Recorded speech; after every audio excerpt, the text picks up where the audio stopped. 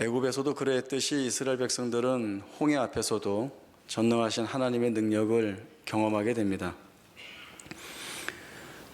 이스라엘 백성들은 그 시대에 가장 강력한 군대인 애굽 군사들이 쫓아오다가 홍해 바다 속에 수장시키시는 하나님의 능력을 보면서 감격에 차올라 찬송을 하게 됩니다.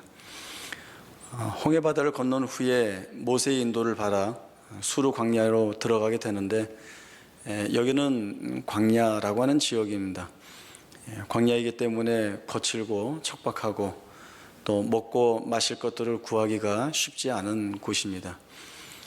사흘 길을 가지만 물을 얻지 못하자 백성들의 마음이 힘들어졌고, 또 마라라고 하는 곳에서 물을 찾았지만 쓴물이어서 마시지 못하게 되자 드디어 그 마음에 담고 있던 원망이 모세를 향하여서 터져나오게 됩니다. 그러나 모세를 향하여서 끝나는 원망이 아니라 사실 이 원망은 하나님께 하고 있는 원망입니다. 우리가 무엇을 마실까라고 하는 질문은 우리가 뭘 마셔야 되는지 하나님께 물어봐라 라고 하는 뜻입니다. 결국은 자신들의 그 원망을 하나님께 쏟아내고 있는 이스라엘 백성들의 모습을 보게 됩니다. 애굽에서 430년 동안 노예 생활을 하고 있는 이스라엘 백성들에게 모세가 찾아와서 하나님이 가지고 계시는 계획에 대한 말씀을 전하게 됩니다. 그것은 애굽 밑에서 해방되는 것이고 조상 아브라함에게 약속하신 가나안 땅을 얻게 하겠다라고 하는 것입니다. 해방과 땅을 기업으로 얻는다는 이 기쁜 소식에 이스라엘 백성들은 감격해야 하죠. 그리고 출애굽을 가로막는 바로를 제압하시는 하나님을 보게 되고, 또 홍해 바다를 갈라서 건너게 하시는 하나님의 일하심도 보고, 이러한 하나님을 경험하면서 자신들이 소망하고 있는 바들이 더더욱 실현 가능하다라고 하는 장밋빛 꿈을 이들이 꾸고 있습니다. 그러나 수르 광야에서 갈증이 더하여 물로 인하여 생존의 위협을 받는 자리까지 가게 되니까 이들이 기대했던 것과는 다른 아주 막막한 현실을 직접적으로 겪게 됨으로 인하여서 힘들고 어렵다라고 하는 원망이 터져나오고 있는 상황입니다. 아직 이스라엘 백성들이 하나님을 깊이 제대로 잘 알지 못하기 때문에 힘들고 어려운 일을 만났을 때에 원망이 나오는 것은 어떻게 보면 충분히 이해할 수 있는 부분이기도 합니다만, 하나님은 그런 자리에서 이스라엘 백성들에게 너희들이 선택할 것이 무엇인지 봐라 라고 하는 시험거리를 이 백성에게 던져주고 있는 것입니다. 하나님이 원하시는 것은 이스라엘 백성들이 당연히 하나님을 구하고 하나님을 택하는 결정을 갖기를 원하고 계십니다. 하나님의 백성으로 부름받은 자들이 자신들의 필요가 하나님에게서만 주어진다라고 하는 사실을 알고 하나님 앞에 나오기를 원하고 계시는 것입니다. 지금도 마라에서 이스라엘 백성들이 했어야 할 일은 원망이 아니라 하나님 앞에 나와야 하는 것이었습니다. 하나님께 물을 달라 간구하고 기도하는 것이 그들이 드러내야 할 모습이었습니다. 이런 모습은 단지 물만 먹고 갈증을 푸는 것으로 끝나는 것이 아니라 이스라엘 백성, 우리의 삶 전체에 늘 하나님이 기울여 보시고 계시고, 그리고 그 하나님이 우리의 필요를 채우시는 하나님으로 우리를 만나고 계시다라고 하는 사실들을 보아야 할 자리로 삼아야 하는 것입니다.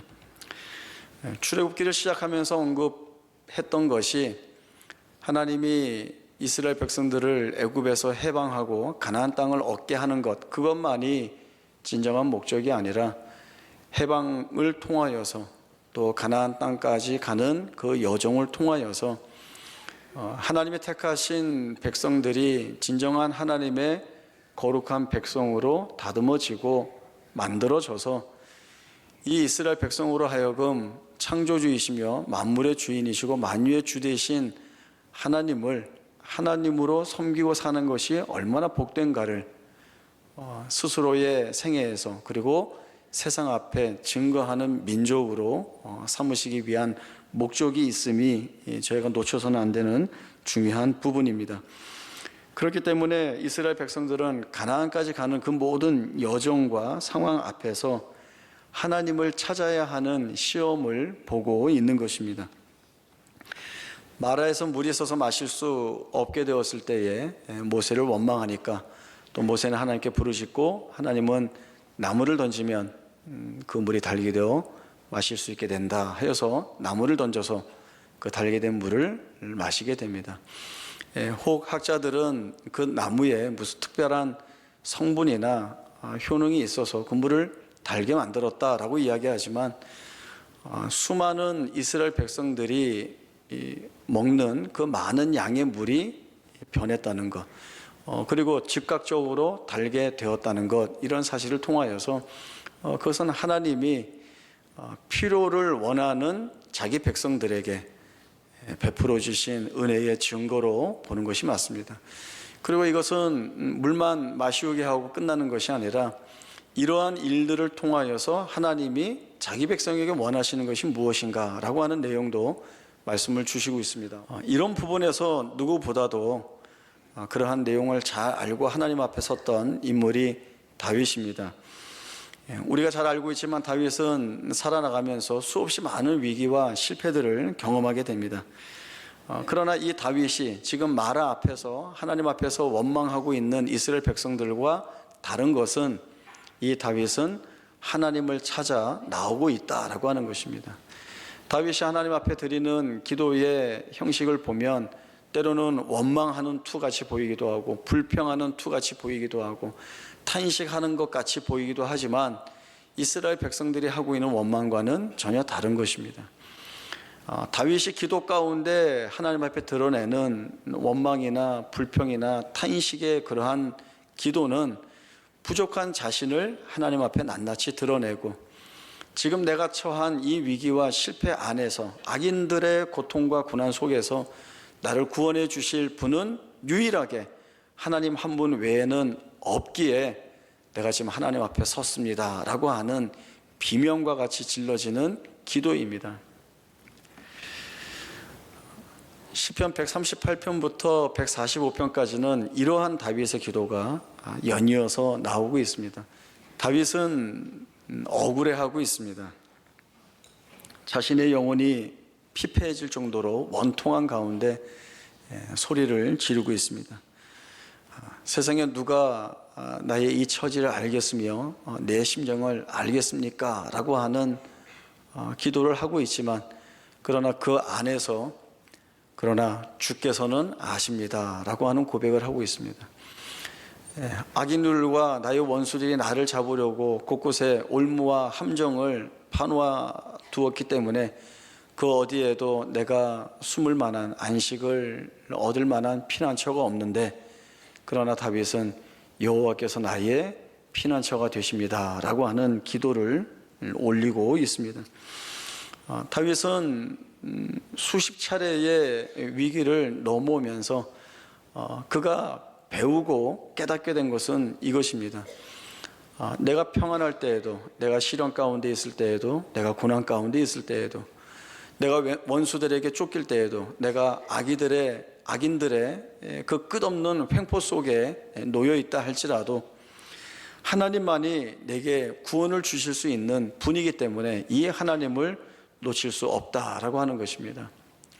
세상 사람들은 하나님을 알지 못하기 때문에 세상에 나가서 나를 도와줄 이가 누구인가, 또는 이 고통과 이 어려움에서 내가 빠져나갈 수 있는 방법이나 방도가 무엇이 있을까 스스로 생각하고 찾아내고자 하는 그 애씀이 있을 테지만 다윗은 알고 있습니다. 그런 것들이 나를 이곳에서 온전하고 완전한 구원을 줄 수 없다는 사실을 잘 알고 있는 것입니다. 혹 때로는 세상의 방법이 일시적으로 잠깐의 평안이나 해결을 주는 것 같이 보일 수는 있겠지만 그것이 나에게 완전한 구원이 될 수 없다는 것을 매번 깨닫게 되는 것입니다. 그리고 하나님만이 나에게 주시는 그 구원, 하나님만이 내게 베풀어 주시는 그 은혜를 통하여서만 내가 진정한 평안과 안식의 자리에 설 수 있고, 그리고 그 자리에서 만나는 하나님만이 나에게 즐거움을 주실 수 있는 분이라는 것을 알게 됩니다. 그러니 이 하나님을 떠날 수 없는 겁니다. 자기가 처해 있는 그 고난과 시련의 자리에서 옥죄어짐으로 인하여서 비명을 지를 수밖에 없고 소리칠 수밖에 없지만, 그러나 그는 그 몸을 가지고 하나님 앞에 나오고 있는 것입니다. 다윗은 시편 62편에서도 나의 영혼이 잠잠히 하나님만 바라며 나의 구원이 그에게서 나오는도다 라고 하는 진지하고 진솔한 고백을 늘 하나님 앞에 올리고 있습니다. 내가 어떤 자리에 있는가, 어떤 처지에서 어떤 일을 겪고 있는가와 상관없이 하나님은 하나님이 가지고 계신 목적과 뜻을 내 생애에 담아내시고야 만다라고 하는 이 굳건한 믿음이 있기 때문에 다윗은 하나님으로부터 주어지는 그 소망만을 바라보고 있고, 또 그 소망을 놓치지 않으려고 끝까지 끈질기게 하나님을 찾아 나오고 있는 것입니다. 하나님은 자비로우신 분이십니다. 마라에서 이스라엘 백성들이 물이 있어서 마시지 못하니까 즉각적으로 하나님을 원망하고 나섰지만, 하나님은 그 물을 달게 만들어서 백성들을 마시게 하십니다. 그리고 엘림이라고 하는 곳으로 인도하십니다. 그 엘림에는 물샘 12과 종려나무 70그루가 심겨져 있는 자리입니다. 이곳에서 이스라엘 백성들은 하나님의 베푸시는 은혜, 또 하나님이 채워주시는 그 피로를 마음껏 누리게 됩니다. 이스라엘 백성들의 모습은 그 안에서 우리의 모습을 투영해 볼 수 있습니다. 우리도 조금만 힘들고 어려우면 하나님께 원망을 드러내게 되고, 또 생각지 못하게 아프거나 다치게 되면 왜 나한테 이런 일이 생겼는가라고 하는 절망을 하게 됩니다. 또 무엇이 부족하거나 모자라면 즉시 낙심하는 것이 보통 우리가 겪고 있는 상황입니다. 이런 상황들을 잘 견뎌내는 것은 물론 사실 쉽지 않습니다. 이스라엘 백성들을 좀 이해하려고 하면 3일 동안 마실 물을 찾지 못해서 그 갈급함이 심하여서 죽을 것 같은데 언제 물을 찾게 된다라고 하는 그러한 일도 없기 때문에 그들은 생존의 위협 앞에서 원망을 쏟아낼 수밖에도 없었겠다 싶은 생각이 듭니다. 제가 어렸을 때에는 고난에 대해서는 이렇게 자주 설교를 했습니다. 고난 피할 수 없다면 즐겨라. 그때는 고난이 뭐 그렇게 어려워 보이지 않아 갖고 오히려 즐기면서 피할 수 있어야 그것이 믿음 있는 모습이 아니겠느냐 쉽게 얘기했는데, 살아오면서 지나오면서 보니까 고난이라고 하는 것은 정말 없으면 좋겠고, 또 이 고난의 문제는 결코 쉽지 않다는 생각이 있습니다. 그러나 성경은 우리에게 그 자리에서 한 걸음을 더 나아가기를 원합니다. 왜냐하면 그 한 걸음을 뛰는 자리에서 하나님이 하시는 일들이 무엇인지를 보게 하고, 결국 우리의 피로가 하나님에게서 찾을 수밖에 없다는 사실을 배우는 자리가 바로 그 자리가 되기 때문에 그렇습니다. 복음주의 대표적인 존 파이퍼 목사님이라고 하는 분이 있습니다. 이 목사님도 암투병을 하게 되면서 자신의 생애를 여러 방면에서 다시금 돌아보게 되었다라고 하는 말씀을 하십니다. 병상의 은혜라고 하는 책을 쓰셨는데, 육신의 고통을 겪고 있는 분은 본인이 제일 힘들고 그 누구도 그 고통의 어려움이나 힘든 것들을 잘 가늠할 수가 없습니다. 이해하고 충분히 내가 안다라고 얘기하지만 본인이 아니고서는 그 고통의 무게가 얼마나 무거운지를 알 수 없는 거죠. 이러한 육체의 고통으로 인하여서 제일 먼저 느끼게 되는 것이 왜 나한테 이런 일이 있는가라고 하는 생각하고 또 이대로 끝인가라고 하는 절망적인 감정에 휩싸이다 보면 대단히 힘들고 어려운 시간을 지낼 수밖에 없습니다. 그것이 고통을 당하고 있는 환우들의 현실이죠. 그러나 존 파이퍼 목사님은 결론적으로 주시는 말씀이 사실 성도들에게는 늘 정답과 같이 성도는 그 자리에서 기도해야 된다라고 하는 말씀을 주십니다. 그러나 좀 더 자세한 설명들을 통하여서 우리의 이해의 폭을 넓힙니다. 왜 나한테 이런 불행한 일이 일어났는가? 내가 뭘 잘못해서 그런 것인가? 혹은 내가 처음부터 잘했으면 이런 일이 없었을 것인가? 라고 하는 이런 생각에 사로잡히지 말라라고 하는 조언을 합니다. 마라에서 쓴 물로 인하여서 물을 마시지 못할 때 이스라엘 백성들에게 제일 필요했던 것은 물이 아니라 하나님이었습니다. 마찬가지로 가장 극심한 고통의 자리에 있는 사람에게 제일 필요한 것은 하나님입니다. 그 하나님이 그 고통의 문제를 하나님이 가지고 계시는 방법으로 풀어내시고 또 그 자리에서 하나님을 깊이 만나게 하심으로 인하여서 그 고통이 어떤 의미인지를 보게 하시는 목적을 이 하나님이 가지고 계시기 때문에 그렇습니다. 고통으로 인하여서 이 하나님을 만나고 찾고 보아야 하는데 그 고통에 매몰되어서 하나님을 만나지 못하게 된다라고 한다면 그것이야말로 가장 중요한 것을 놓치고 있게 되는 것입니다. 존 파이퍼 목사님은 지금 겪는 어려움이 낭비되지 않도록 쉬지 말고 기도하십시오라고 하는 이야기를 합니다. 지금 겪는 어려움이 사라지게 해주십시오, 없어지게 해주십시오라고 하지 않고 지금 겪는 어려움이 낭비되지 않도록 쉬지 말고 기도하라라고 하는 이 권면을 통하여서 볼 때 그 목사님이 그 고난을 하나님의 시각에서 바라보고 있고 또 그 자리에서 자기 자신에게 주어지는 은혜가 얼마나 클 것인가 라고 하는 소망을 지니고 있는 말씀을 주고 있는 것입니다. 우리가 갖고 있는 그 하나님에 대한 원망은 우리가 원하는 결과를 빨리 달라는 것입니다. 중간에 힘들고 어려운 일들 없이 빨리 하나님이 우리에게 복을 주시려면 복을 부어주시고 은혜를 주시려면 내가 원하는 구하는 그런 은혜들을 많이 부어주시면 좋겠다. 그런 것들이 즉각적으로 이루어지지 않는 것에 대해서 많이 원망하고 합니다. 이스라엘 백성들은 광야의 시간이 필요했습니다. 그 시간들을 통해서 수없이 많은 선택의 요구를 하나님으로부터 받고 있는 것입니다. 너 먹는 거 택할래? 하나님을 택할래? 너 마시는 거 택할래? 하나님을 택할래? 너 네가 가진 힘을 택할래? 아니면 하나님을 힘으로 삼고 사는 것을 택할래? 라고 하는 여러 질문들을 이 이스라엘 백성들이 받는 것입니다. 그러면서 깎아지고 다듬어지면서 하나님의 거룩한 백성으로서의 모습을 채워가야 하는 것입니다.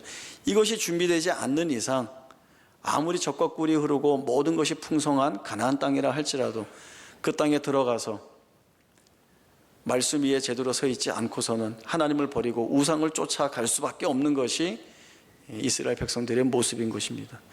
중간 과정, 훈련 과정, 이렇게 시험으로 단련받는 과정이 없이는 안 되는 것이죠. 하나님은 이 모든 것들을 우리 안에서 이루시려고 하십니다. 하나님이 우리를 인생이라고 하는 긴 시간 안에서 여러 사건과 여러 정황과 이유 속에서 우리를 만나시는 목적이 바로 그러한 것들입니다. 하나님은 우리가 겪고 또 겪어내는 일들을 통하여서 우리에게 선택을 요구하고 계시는 것입니다. 이스라엘 백성들이 요구받고 있는 그 선택, 또 세상이냐 하나님이냐, 세상의 힘이냐 하나님을 힘으로 삼고 살겠느냐, 세상이 보호해주는 그 보호장치에 매달리겠느냐, 아니면 하나님을 피난처로 삼고 살겠느냐라고 하는 이 질문을 우리는 살아가는 날 동안 우리가 만나는 모든 정황과 상황 속에서 하게 되는 것입니다. 우리가 끝까지 하나님 앞에, 하나님 중간 거 다 빼주시고 그냥 우리 원하는 대로만 해주세요라고 하는 그러한 요구를 한다고 한다면 우리는 얻을 것이 사실은 하나도 없습니다. 그 아이스크림 만드는 공정을 간단하게 말씀을 드리면, 막대기를 놓겠죠. 그리고 그 위에 아이스크림 주 원료를 이렇게 올려 놓을 것이고, 그 위에 초콜릿 시럽을 뿌려서 덧입힐 것이고, 그리고 그 위에 아몬드 가루를 뿌려서 이렇게 입히고, 그래야 시원하고 맛있는 아이스크림이 하나 만들어지죠. 하나님 중간 과정 다 빼주세요. 그러면 나오는 거는 막대기 하나밖에 없는 겁니다. 이게 뭐가 좋겠습니까? 뭐가 유익이 있겠습니까? 내가 선 자리가 어디인가, 그리고 이 자리에서 나는 어떤 선택을 할 것인가, 여기서 나는 하나님을 어떻게 만날 것인가, 또 하나님은 나를 어떻게 만나 주실까라고 하는 이러한 부분들이 우리가 해야 할 묵상인 것입니다. 마라라고 하는 장소는 이스라엘 백성들에게 거기 물이 있어서 먹지 못했던 곳이야 라고 기억될 장소가 아니라, 하나님이 우리의 필요를 아시고 그 물을 달게 바꾸어 주셨지, 이렇게 기억해야 하는 장소가 마라여야 합니다. 그리고 그 마라에서 엘림으로 이끄셔서 자기 백성을 잊지 않으시고 끊임없이 좋은 것을 허락하시면서 그들의 필요를 채우시는 것이 하나님이신 것을 확인하게 하셨다라고 하는 증거들을 자신들 마음속에 가져야 하는 것입니다.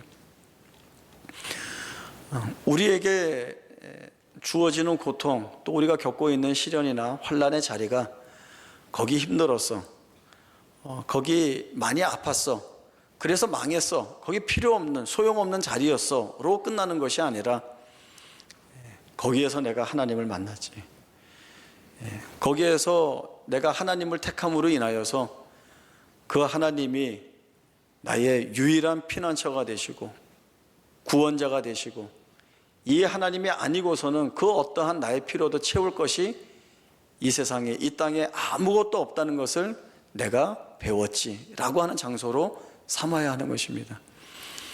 그렇게 우리가 삼는다면 우리가 부딪히는 현실, 우리가 지고 있는 고통의 무게라고 하는 것은 세상 사람들이 겪으면서 겪는 무게나 고통은 아닌 것이 되는 것입니다. 하나님이 바꾸어 내시는 것이죠. 하나님은 슬픔을 바꾸어서 춤이 되게 하시고 베옷을 벗기고 띠띠우게 하심으로 인하여서 우리를 춤추는 자리, 기쁜 자리에 끌어내시는 분이 바로 하나님이신 것입니다. 이 하나님으로 인하여 사는 고백이 갖는 기쁨이 무엇인지 알기에 다윗은 이 하나님 앞을 떠날 수 없었습니다. 다윗은 훌륭하고 위대하니까 그런 고백하지 않았습니까? 아니요. 하나님은 다윗에게서 받으신 그 고백을 오늘 우리에게서도 받으시려고 하시고, 우리도 다윗이 한 그 고백을 충분히 할 수 있는 자리에 불림을 받고 있습니다. 우리도 주께서만이 아십니다. 주께서만이 나의 유일한 피난처가 되십니다. 나의 영혼이 잠잠히 하나님만 바라는 것은 나의 구원이 하나님에게서만 나오는 것을 내가 알기 때문에 그렇습니다 라고 하는 이 귀한 고백을 우리도 할 수 있습니다. 그리고 이 고백을 하는 자리로 갈 수 있도록 하나님이 우리에게 힘을 덧입혀 주십니다.